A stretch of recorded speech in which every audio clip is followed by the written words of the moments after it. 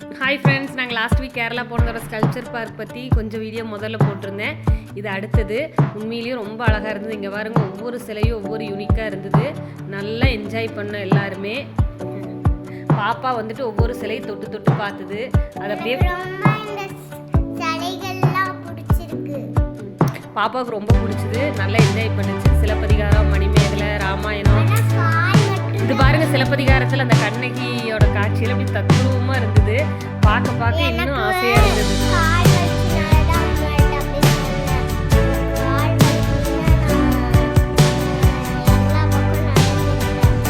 ஆமாம், பாப்பா கொஞ்சம் டயர்ட் ஆயிடுச்சு.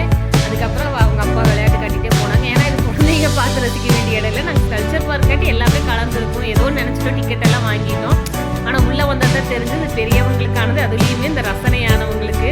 இதில் பாருங்கள், இந்த மிரர் இமேஜ் மாதிரி வித்தியாசமாக செதுக்கியிருந்தாங்க. ஒவ்வொரு சிற்பமே ஒவ்வொரு யூனிக்கு.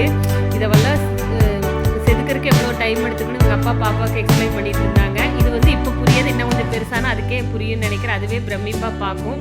இருந்தாலும் இந்த வயசுலேயுமே அது ஒரு சிலதெல்லாம் தொட்டு பார்த்து அப்படியே நல்லா என்ஜாய் பண்ணிச்சு. ரொம்ப நல்லா இருந்தது, ரொம்ப அழகாக இருந்தது.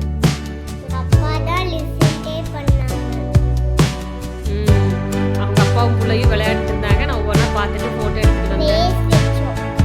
அப்பாவும் பிள்ளையும் ரேஸ் வச்சுட்டு இருந்தாங்க. அப்புறம் என்ன பண்ணீங்க? ஜாலியாக விளையாட்டு. எனக்கு போர் அடிச்சிருந்த கட்டத்துக்கு மேலே.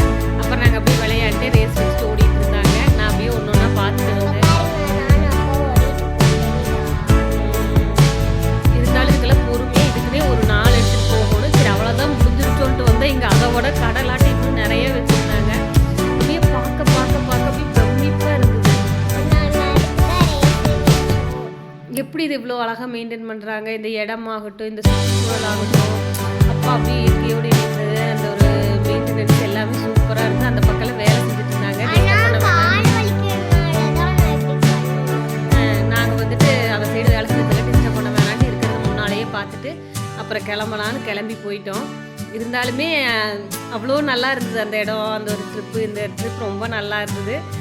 இது வந்து அங்கே எல்லாமே ஒரு நல்ல ஒரு கோஆர்டினேஷனோடு எல்லாம் வச்சுருக்காங்க. சின்ன சின்ன லேக் இருக்குது, உள்ளேயும் எல்லா இன்ஸ்டியூட் இருக்குது. அவ்வளோ நல்லா இருந்தது.